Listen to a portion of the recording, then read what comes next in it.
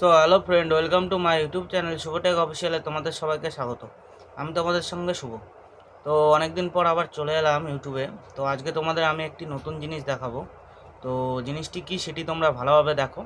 ভিডিওটি যদি ভালো লাগে তাহলে লাইক, শেয়ার, কমেন্ট অবশ্যই করবে, ঠিক আছে? তো সাথে থাকো, সঙ্গে থাকো। চলো দেরি না করে ভিডিও শুরু করি। তো বন্ধুরা, আজকে তোমাদের দেখাবো পেটিএম ফর বিজনেস অ্যাপে কী করে তোমরা ব্যাঙ্ক অ্যাকাউন্ট চেঞ্জ করবে, কী করে টাকা সেটেল করবে, সব ডিটেলস তোমাদের আজকে দেখাবো, ঠিক আছে? তো দেখো, সবার প্রথমে তোমাদের ফোন থেকে পেটিএম ফর বিজনেস অ্যাপটা ওপেন করতে হবে, ঠিক আছে? তো আমি ওপেন করলাম। এবার ওপেন করার পর দেখো তোমাদের সামনে এরকম একটা ইন্টারফেস চলে আসবে। তো আসার পর ডান দিকে দেখো কিউআর কোড দেখাচ্ছে তোমাদের। এখানে এই কিউআর কোডে টাকা তোমরা পেমেন্ট নিতে পারবে, কোনো সমস্যা নেই।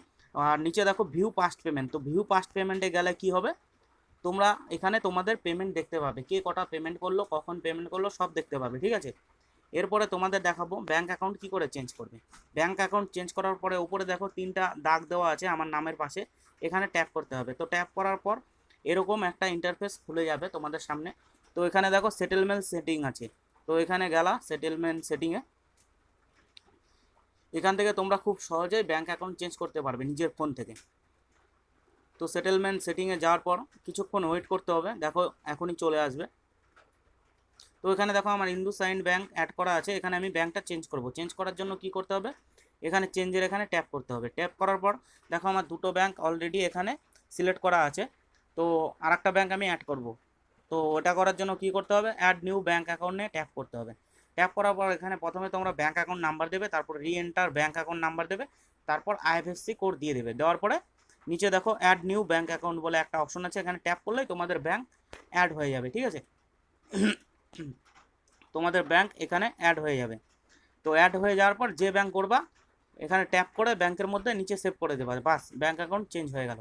এবার তোমরা সেটেলমেন্ট কি করে করবে টাকা সেটেলমেন্ট করার জন্য তোমাদের কি করতে হবে, এখানে দেখো তিনটা ডটে ট্যাপ করব ওপরে বাঁদিকে, সেটেলমেন্ট সেটিংয়ে আসবো।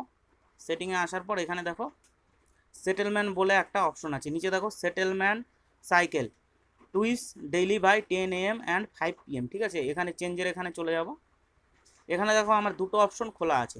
তো তোমরাও দেখে নিবে তোমাদের কটা অপশন খোলা আছে। উপরের অপশনটা one time next day settlement, মানে তোমার যা টাকা ঢুকবে তোমাদের টাকাটা একদিন পরে ব্যাংকে ঢুকে যাবে অটোমেটিক, ঠিক আছে? আর নিচেরটা যদি করো তাহলে তোমাদের দিনের টাকা দিনেই নিয়ে নিতে পারবে, তার জন্য কোনো চার্জ কাটবে না। তো এইভাবে তোমরা টাকা সেটেল করে নিতে পারবে খুব সহজেই।